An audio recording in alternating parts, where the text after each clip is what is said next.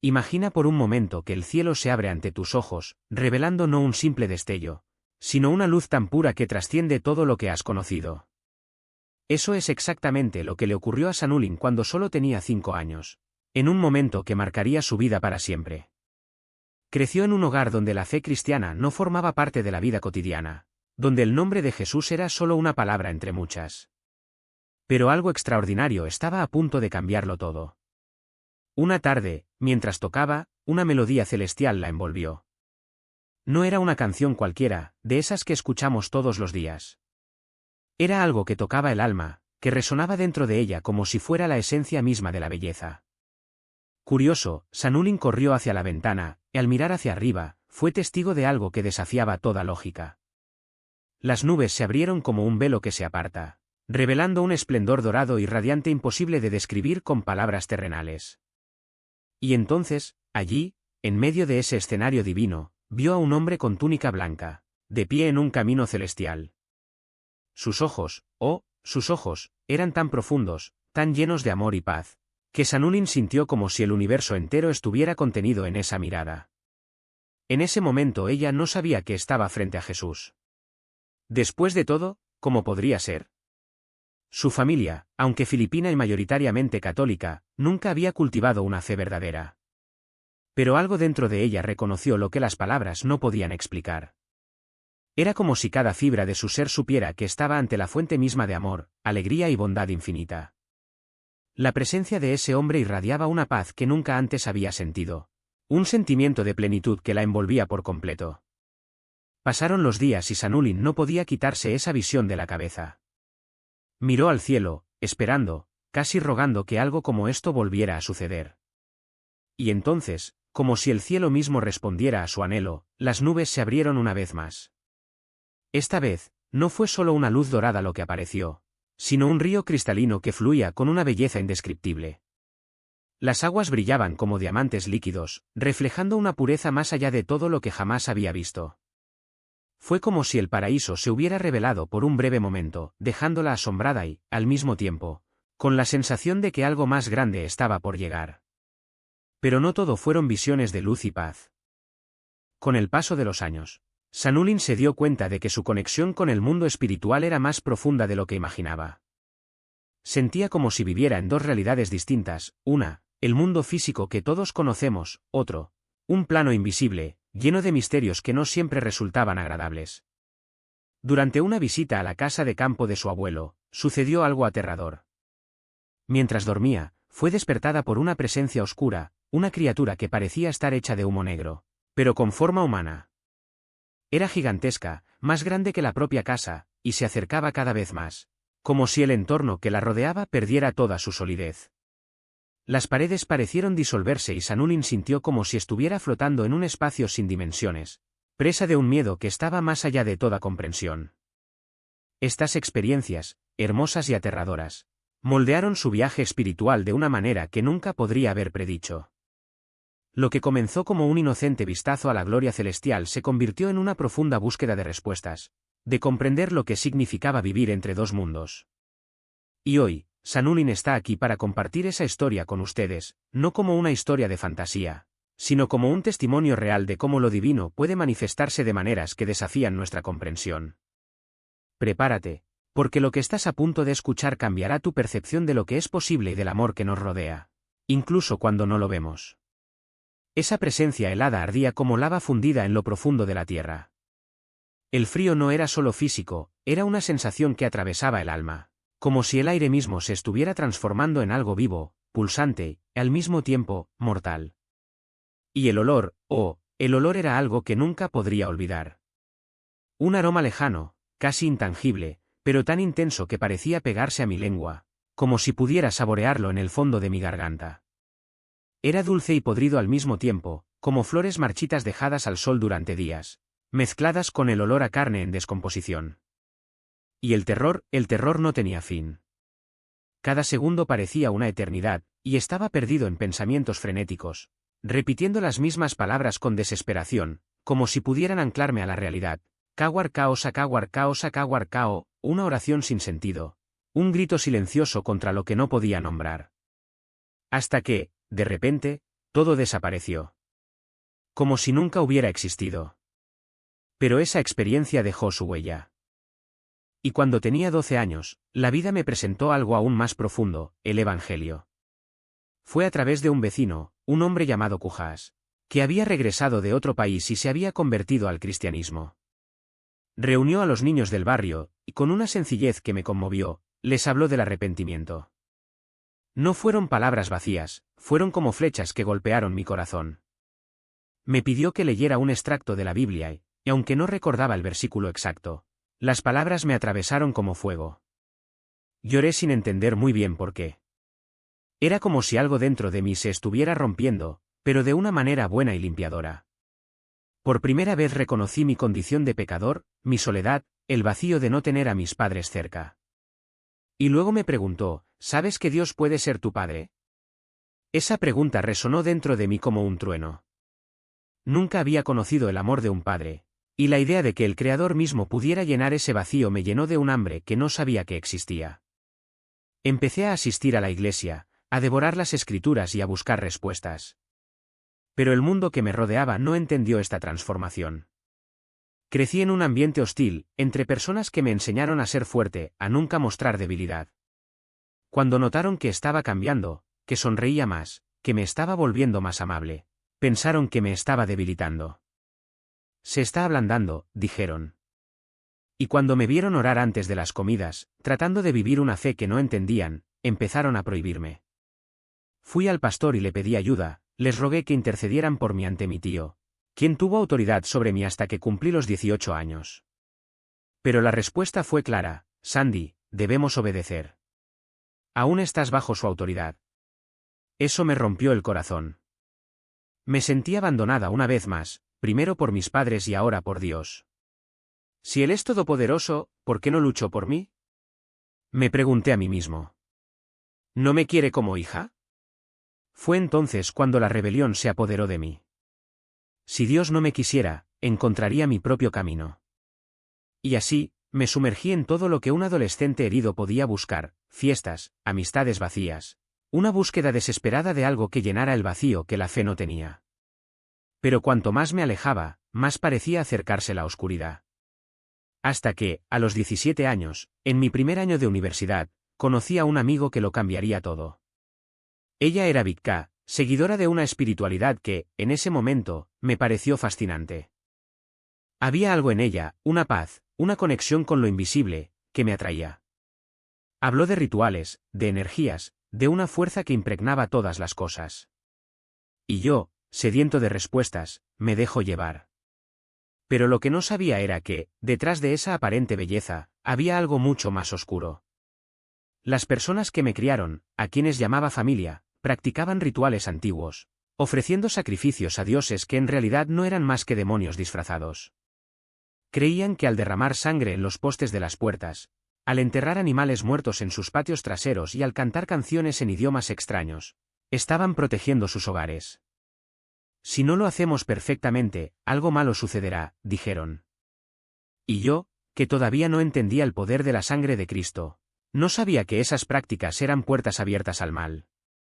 Ahora, mirando hacia atrás, veo como todo fue una grotesca distorsión de la verdad, una sombra de lo que Dios había planeado para nosotros. Pero en ese momento yo estaba ciego. Y la oscuridad, poco a poco, empezó a envolverme. Reino donde el vacío no es solo ausencia, sino una presencia asfixiante. No hay sonido, ni color, ni forma, solo una oscuridad que parece respirar, como si el aire mismo estuviera hecho de un pesado silencio. ¿Y el más terrorífico? Sabes que está ahí, pero no recuerdas cómo llegaste allí. Es como despertar de un sueño dentro de un sueño, solo que el segundo sueño es demasiado real para ignorarlo. Intenté gritar, pero mi voz no salía. Intenté correr, pero mis pies no se movían. Era como si el tiempo se hubiera detenido, pero mi mente seguía dando vueltas en círculos, cada vez más rápido, hasta que ya no supe si estaba despierta o si ya era parte de esa nada. Y luego estaban los seres. No eran como los demonios que imaginaba en las historias, los que tenían cuernos y garras. Eran peores. Algunos tenían rostros que cambiaban de forma, como si su piel estuviera hecha de cera derretida. Otros no tenían rostro alguno, solo agujeros oscuros donde deberían haber estado sus ojos. Y otros más se parecían a personas que conocía. Vecinos. Compañeros de escuela. Incluso mi propia madre, pero con una voz que no era la suya, susurrando cosas que yo no quería escuchar. Nunca escaparás, dijeron. Siempre hemos estado aquí. Simplemente no nos habías visto antes. Intenté aferrarme a la memoria de Jesús. A veces, en medio de ese terror, aparecía una luz tenue, no como un relámpago, sino como un hilo de esperanza, casi imperceptible. Pero luego el dolor volvería. El sentimiento de abandono. Si a él realmente le importara, no me habría dejado aquí, pensé. Y esa duda era como un veneno. Cada vez que lo repetía, la luz se hacía más tenue, hasta que apenas podía verla.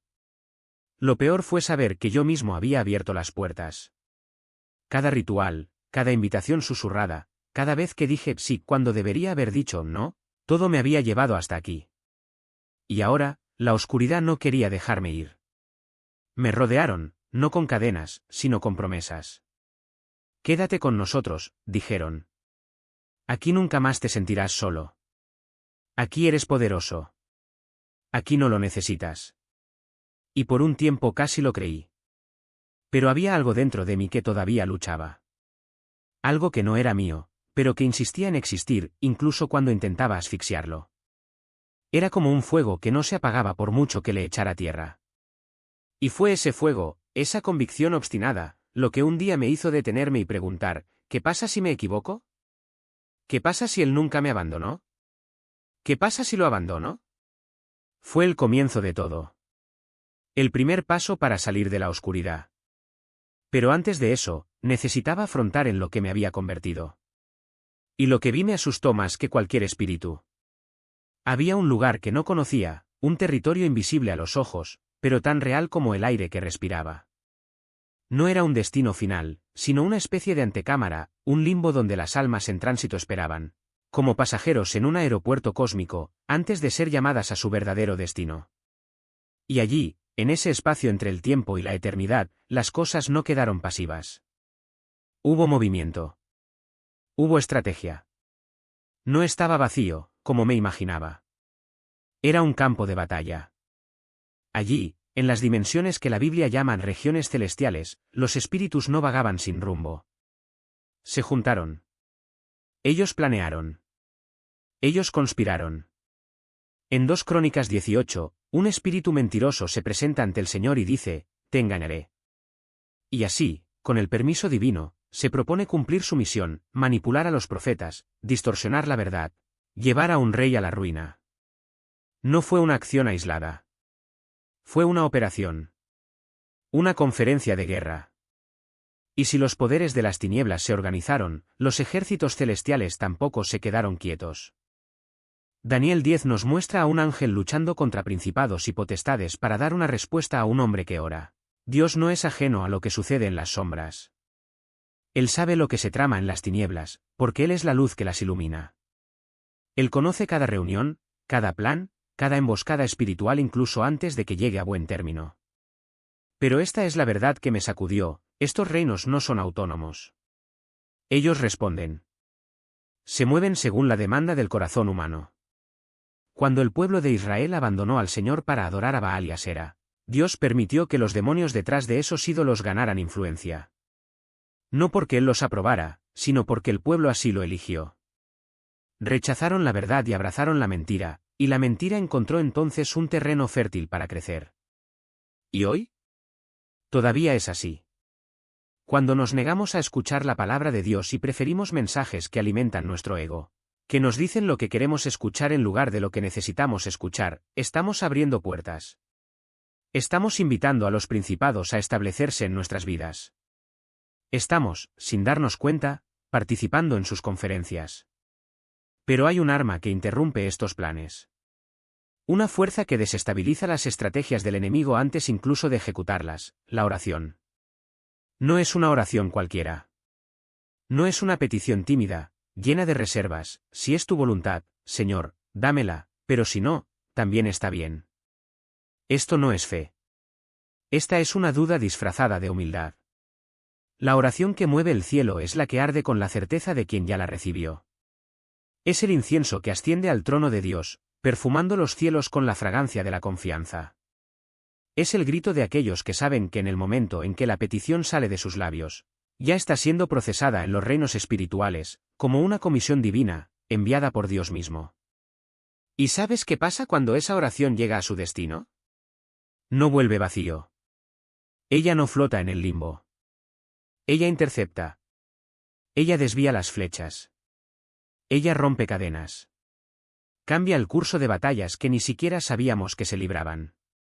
Pero hay un detalle crucial: la respuesta depende de nuestra respuesta. Dios no nos impone su voluntad. Él lo ofrece. Y si, cuando llega la respuesta, la rechazamos, por miedo, por incredulidad, por preferir la seguridad de nuestra zona de confort, se disipa como humo. Porque la fe no es solo pedir. Está recibiendo. Es abrir las manos y decir, sí, Señor. Creo. Aunque no lo vea, confío.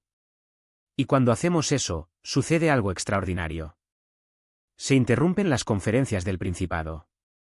Los planes oscuros se ven frustrados. Y el reino de Dios avanza, no por casualidad, sino porque alguien se atrevió a creer que su oración tenía poder. Porque alguien entendió que, en los lugares celestiales, hay un Dios que escucha. ¿Qué ves? Eso actúa. Y te está esperando. Fluir como un río sin obstáculos. Porque la oración no son solo palabras lanzadas al viento, es alineación. Está en sintonía con el corazón de Dios.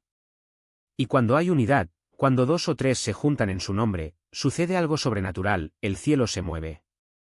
Imagínese una corriente eléctrica que recorre los cielos. La oración sube como un rayo, cargada de poder, pero para que la respuesta baje es necesaria la perseverancia. Se necesita esa oración que lo acompaña, esa fe que no se rinde. Porque cuando llega la respuesta, no vuelve vacía, se asienta. ¿Queda?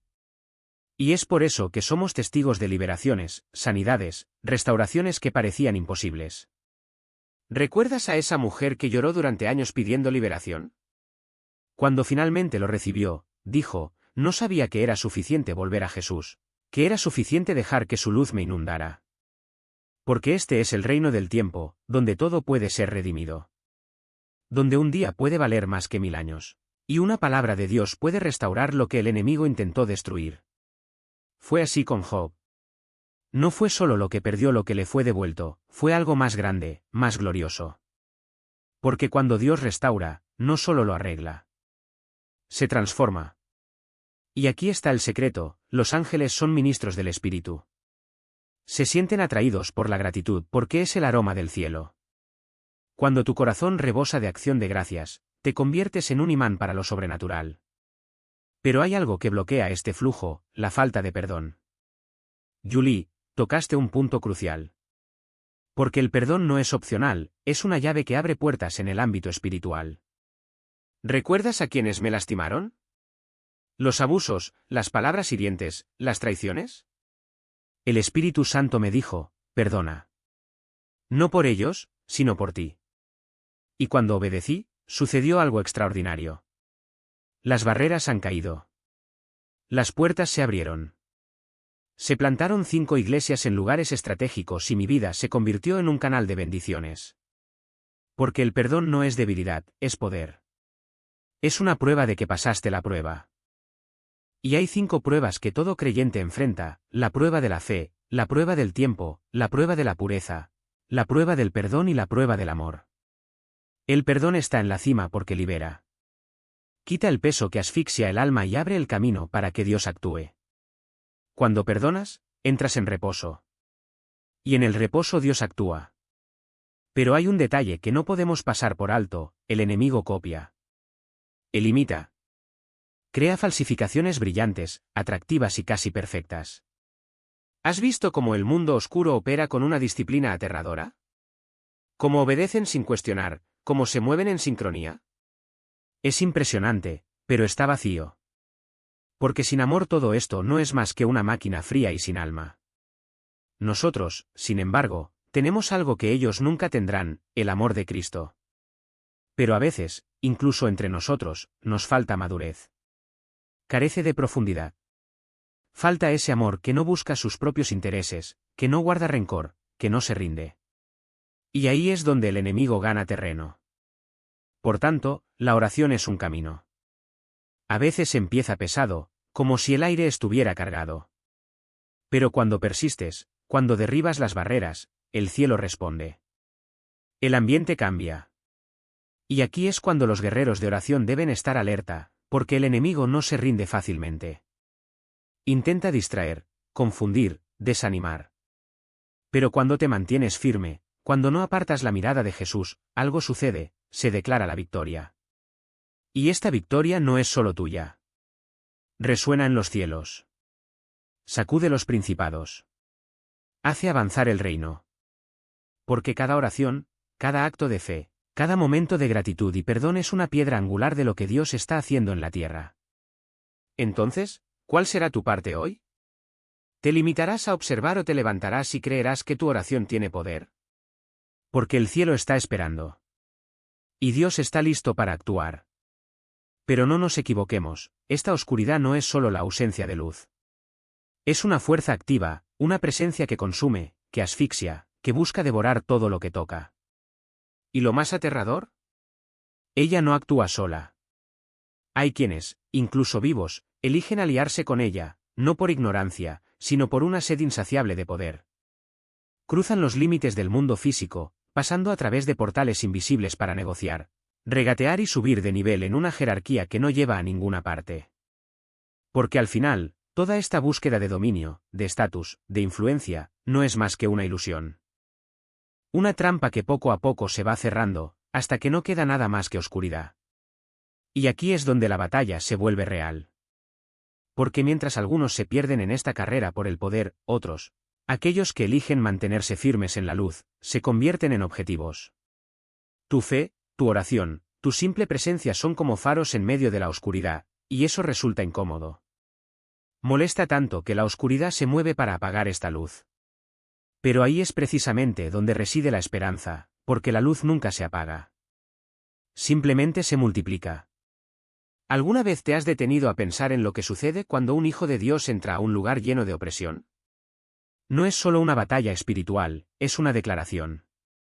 Cada palabra de verdad, cada gesto de amor, cada momento de adoración es como un terremoto en el reino de las tinieblas. ¿Y lo más increíble? No es necesario ser un guerrero experimentado para generar un impacto. Solo sé fiel. Simplemente diga, aquí estoy, Señor. Úsame. Porque en el reino de Dios el poder no está en títulos, rituales ni tratos. Está en la sencillez de un corazón rendido. Está en la oración que surge de la necesidad, no de una repetición vacía.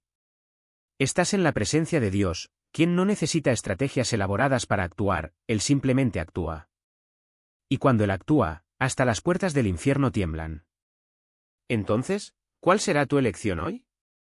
¿Te intimidará lo que no ves? ¿O resucitarás sabiendo que el mismo Espíritu que resucitó a Cristo habita en ti? Porque la victoria ya está ganada. Y comienza cuando decides creerlo. Ese momento. ¿Y sabes qué es lo que más me impresionó? No era solo su odio, sino su impotencia. Porque, en el fondo, ella sabía que yo ya no pertenecía allí. Podía gritar, amenazar, maldecir, pero la verdad es que el nombre que invoqué tenía más poder que todas sus ilusiones juntas. Y entonces, de repente, todo cambió. No fue una explosión, no fue un terremoto, fue como si el aire mismo se curvara a mi alrededor. Una presencia suave pero irresistible me envolvió y supe, en lo más profundo de mi ser, que era Él. El mismo Jesús que había abierto el velo de la muerte ahora estaba rompiendo las cadenas de ese infierno. Y cuando fui elevado de ese abismo, escuché su voz, no en palabras audibles, sino con una certeza que ardía dentro de mí, tú eres mío. Y donde yo esté, tú también estarás. Julie, ¿alguna vez te has parado a pensar en lo que significa ser verdaderamente libre? No se trata solo de no estar atrapado, sino de saber que, incluso en la oscuridad más profunda, hay una luz que no se puede apagar.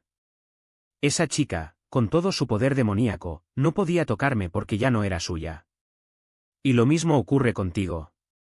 El enemigo puede rugir, puede intentar arrastrarte lejos, incluso puede hacerte sentir que no hay salida. Pero si sois de Cristo, Él no tiene autoridad sobre vosotros. Ninguno. ¿Recuerdas ese sentimiento de desesperación que describí? La sed insoportable, la falta de aliento, la voz que no salía. Porque eso es exactamente lo que el pecado nos hace. Nos roba la voluntad, nos asfixia, nos hace creer que no hay esperanza.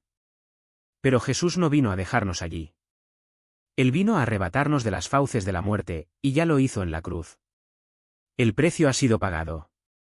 Se obtuvo la victoria. Y ahora, la única pregunta que queda es, ¿vivirás como si todavía estuvieras atrapado o te levantarás y caminarás en la libertad que ya es tuya? Porque, Julie, he visto el infierno. Sentí el peso de la condena.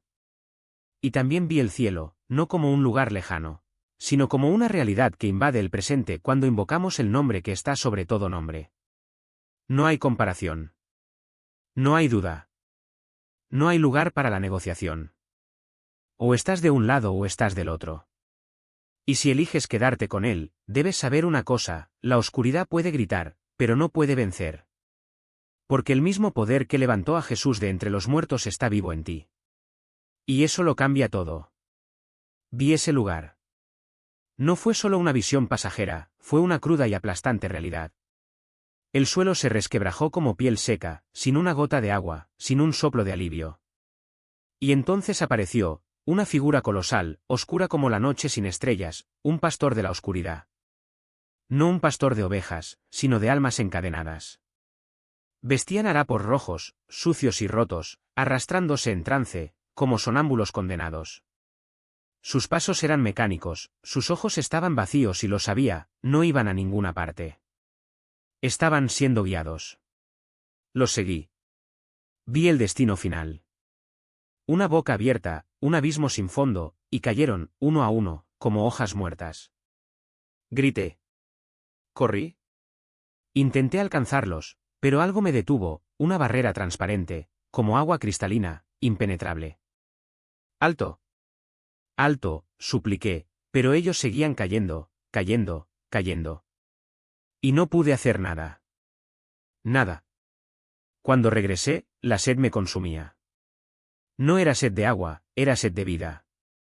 Mis venas ardían, mi garganta ardía, como si cada célula de mi cuerpo estuviera rogando por algo que solo el cielo podía dar.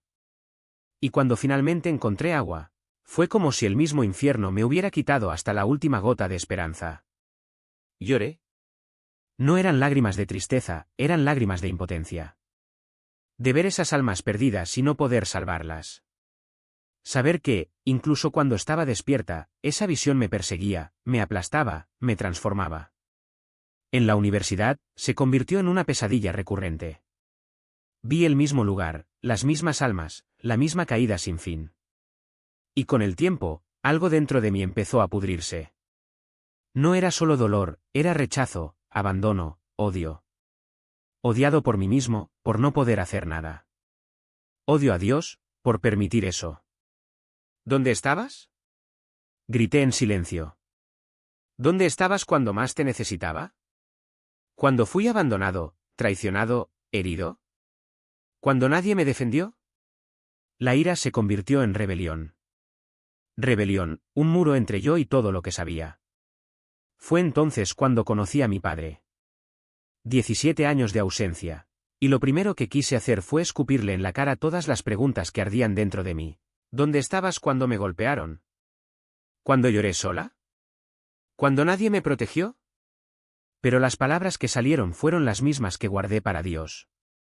Porque en el fondo vi al Padre Celestial a través de los ojos de un padre terrenal fallido. ¿Y si él también me hubiera fallado? El dolor me llevó lejos de casa. Me escapé. Vivía con un novio, luego en una iglesia, durmiendo en el suelo, barriendo los pasillos porque era lo único que me quedaba. Entonces, un día, un pastor me miró y me dijo, Sandy, no importa de dónde vienes. Lo que importa es hacia dónde vas. Y luego, como un trueno en medio del caos, profetizó, viajarás por el mundo. Tocarás naciones. Tu vida será un monumento de la gracia de Dios. Esas palabras no fueron solo promesas. Fueron una clave. Porque, en ese momento, entendí, el infierno que vi no era el final de la historia. Fue solo la advertencia.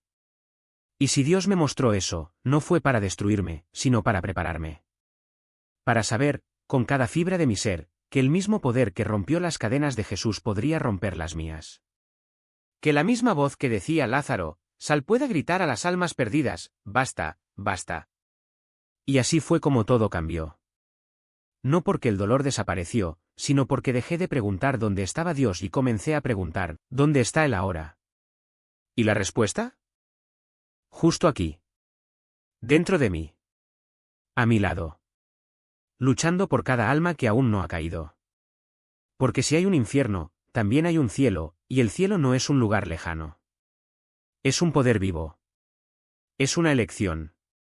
Y hoy elijo luchar. Y luego vino el colapso.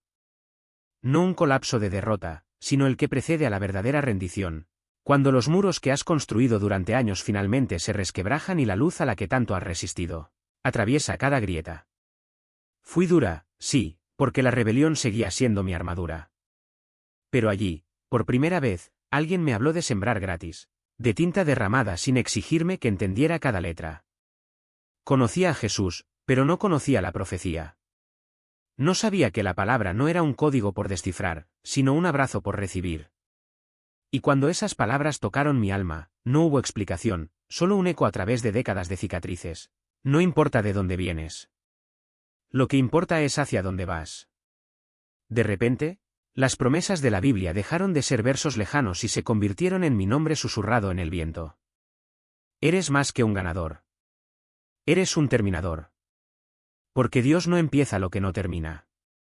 Y si Él dijo que me llevaría a tierras desconocidas, que brillaría donde antes solo había sombra, que mi nombre estaría escrito en lugares que ni siquiera me atrevía a soñar, entonces, por mucho que mi mente no entendiera, mi espíritu reconoció, esto es para mí. Pero la gracia, la gracia. Ella siempre ha sido mi mayor desafío. ¿Cómo aceptar algo que no se puede lograr? ¿Cómo recibir lo que no mereces?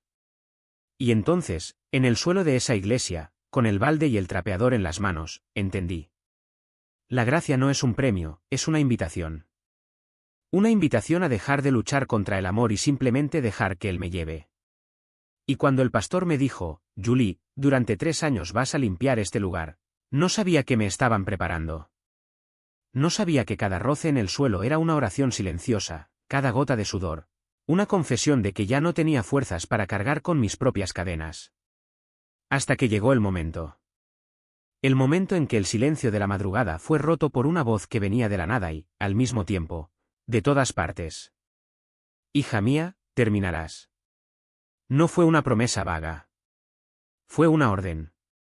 Una declaración de guerra contra todas mis dudas.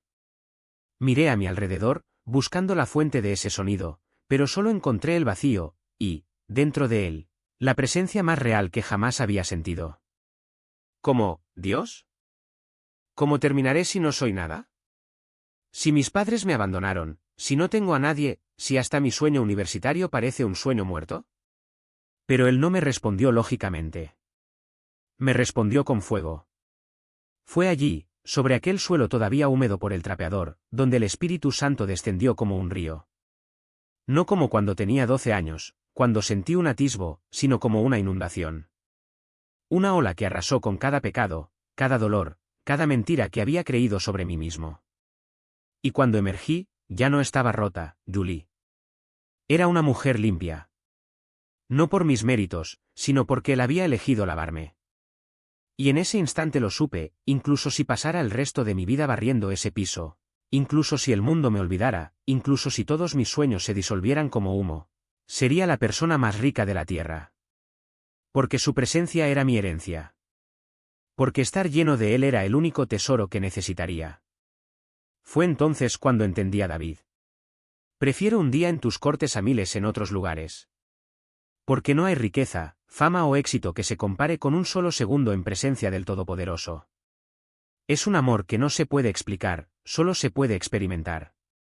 Un amor que no pide nada a cambio, a menos que dejes de huir. Y cuando dije sí, cuando finalmente me rendí, las piezas empezaron a encajar. No todo a la vez, sino como un rompecabezas que solo cobra sentido cuando miras hacia atrás. Días después tuve un sueño. Un sueño tan vívido que parecía un recuerdo. Vi a mi tía cruzar la puerta de la iglesia, vi exactamente dónde se sentaría, escuché cada palabra que saldría de su boca. Y entonces, en medio de una reunión con los jóvenes, escuché nuevamente: prepárense. Tendrán una visita. No fue una advertencia, fue un llamado. Y antes de que pudiera procesarlo, un triciclo se detuvo frente a la puerta. La misma mujer de mi sueño. La misma escena, palabra por palabra. Dios no solo responde las oraciones. Él los supera. Yo me había rendido a la idea de pasarme la vida limpiando esos pisos, pero él tenía otros planes. Porque el primer ministerio que él me dio no fue un púlpito, fue un trapeador. Fue allí donde aprendí a servir. Fue allí donde mi rebelión fue quebrantada y mi arrogancia aplastada. Fue allí donde entendí que el llamado de Dios no se trata de lo que haces, sino de en quién te conviertes al hacerlo. Y si él empezó a enseñarme humildad, fue porque sabía que algún día la necesitaría para llevar el peso de su gloria. Y no supe qué responder. Porque, en verdad, ya había pasado por muchas aguas turbulentas, la pérdida, el dolor, la decepción, y, en todas ellas, había gritado, cuestionado e incluso dudado. Pero allí, ante él, con el océano levantándose como un muro frente a mí, algo en mí se rompió. No fue miedo. Fue una vergüenza. Porque en el fondo sabía la respuesta. Y luego me lo recordó. Cuando te estabas hundiendo en el hospital después de tu aborto espontáneo y el médico dijo que tal vez nunca más podrías tener hijos otra vez, ¿quién te tomó de la mano? Recordé el llanto silencioso en el baño, la sensación de que el mundo se había derrumbado y cómo, en medio de ese caos, una paz inexplicable me envolvió. Cuando lo perdiste todo, tu casa, tu trabajo, tu seguridad, y te despertaste en un refugio, ¿quién te susurró? Estoy aquí. Me encontré de rodillas en el suelo frío, con las manos temblando, y escuché de nuevo su voz: te basta mi gracia. Y luego, señaló el muro de agua frente a nosotros. Ahora, hija, es hora de que recuerdes. No se trata de la tormenta. Se trata de quien te retiene en medio de ella. Y antes de que pudiera reaccionar, el océano se abrió. No como un camino tranquilo, sino como un torbellino de luz y fuerza que me arrastra hacia algo más grande que yo. No fue un escape, fue una inmersión. Un llamado a la confianza, incluso cuando la corriente amenazaba con arrastrarme. Cuando desperté, tenía la cara mojada, por las lágrimas, no por el agua. Y supe, con una certeza que ardía en mi pecho, que Dios no me estaba llevando a un lugar seguro. Me estaba preparando para algo peligroso, ser voz en medio del caos, tomar la mano de los que se hunden, decir, con mi propia vida, que Él nunca me suelta. Hoy, cuando miro hacia atrás, veo que cada dolor, cada pérdida, cada momento en el que pensé que estaba solo, en realidad fue Él quien me moldeó. No para una vida fácil, sino para la misión imposible de vivir sin Él. ¿Y sabes qué es más bonito? No soy yo quien frena a la gente. Yo soy solo la mano extendida, señalando a aquel que realmente lo sostiene. Porque al final del día, el llamado no se trata de lo que hacemos. Se trata de quiénes somos cuando dejamos que Dios nos lleve a las profundidades y descubrimos que, allí abajo, Él ya nos estaba esperando. Y allí, en ese momento en que sus palabras tocaron mi alma: nunca, en ningún momento te he abandonado, algo dentro de mí se rompió. No fue una caída, sino una rendición. Caí de rodillas, no por debilidad, sino porque finalmente entendí: el suelo siempre fue el lugar indicado para estar delante de Él. Y cuando miré a Jesús, no fue con los ojos de la carne, sino con los de la memoria. Me vi de niña, acurrucada en un rincón de una habitación oscura, llorando un dolor que no tenía nombre. Y Él estaba allí. No como un espectador, sino como un padre que se arrodilla para secar mis lágrimas antes de que las derrame.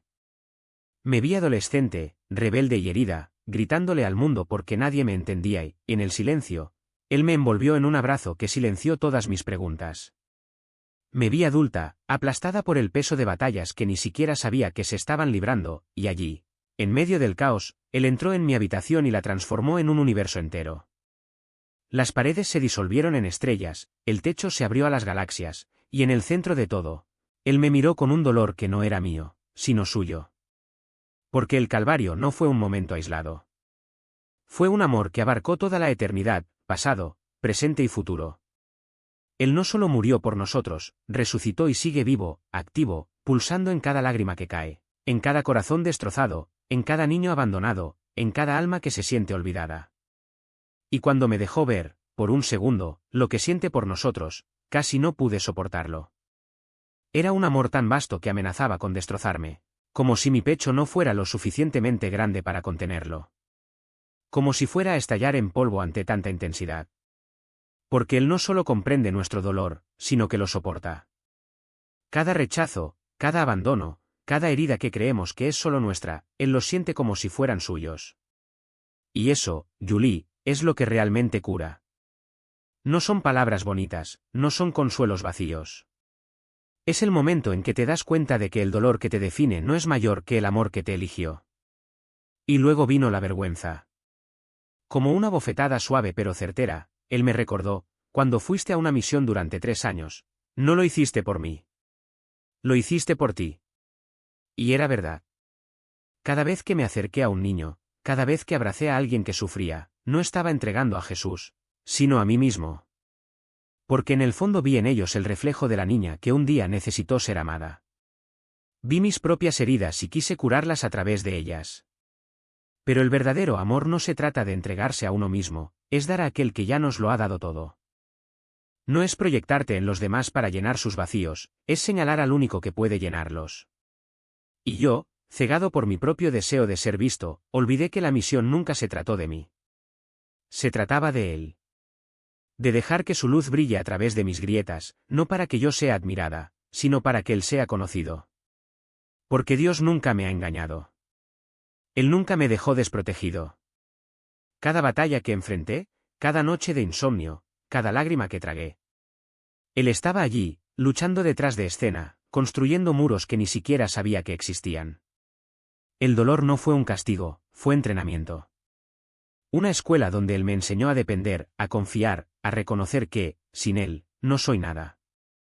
Y cuando finalmente entendí eso, cuando caí de rodillas y susurré "no soy nada", no fue una derrota. Fue la mayor victoria. Porque solo cuando admitimos nuestra insignificancia ante Él descubrimos que todo lo somos en sus manos.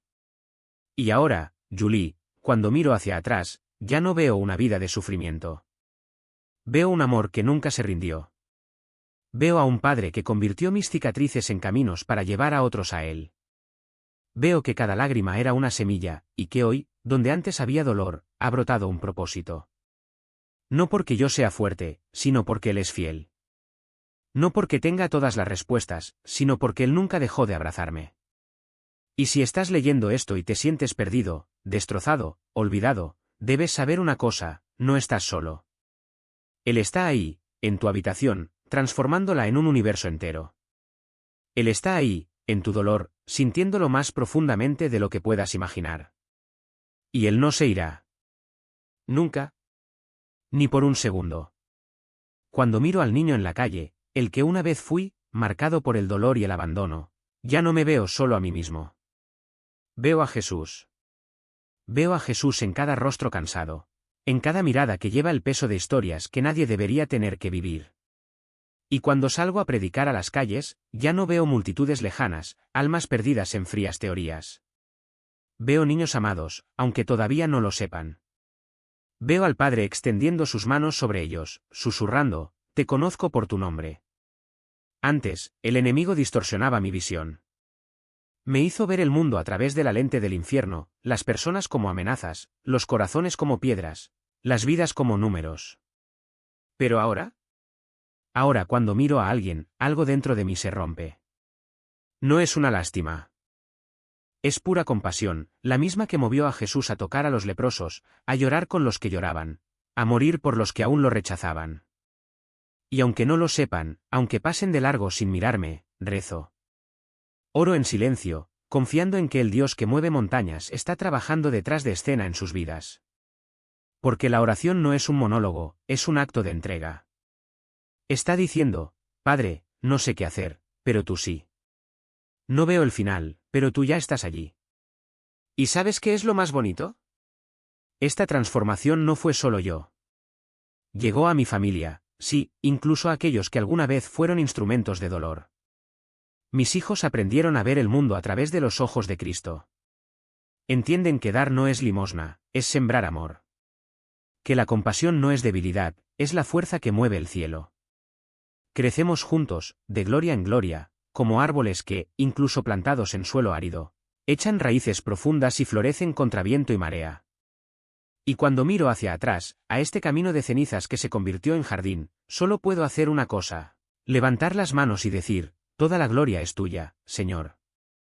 Porque no era mi fuerza. No fue mi sabiduría.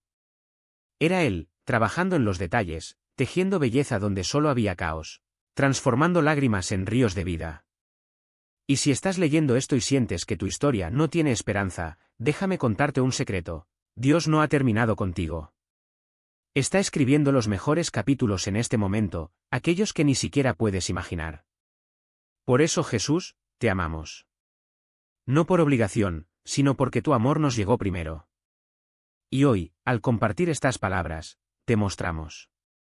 No como un concepto, sino como un padre que se inclina para secar nuestras lágrimas, como un médico que toca nuestras heridas y dice, me quedo con esto, como un rey que reina no con una espada sino con un corazón que sangra por sus hijos.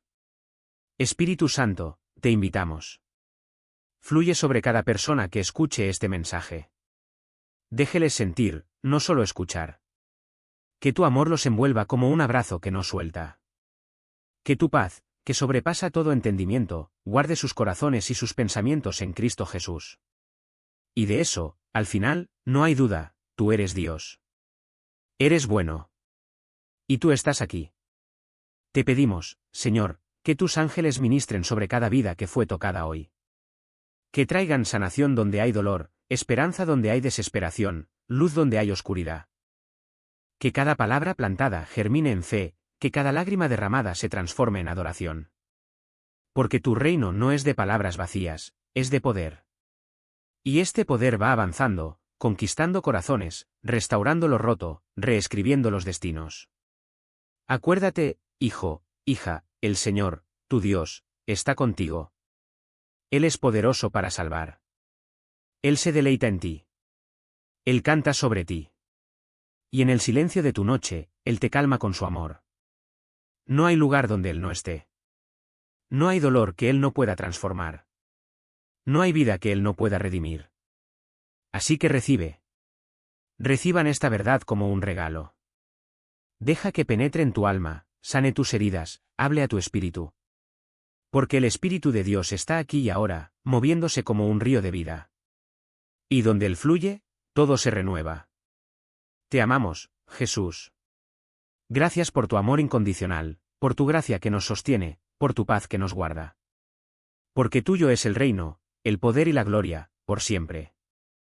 Amén.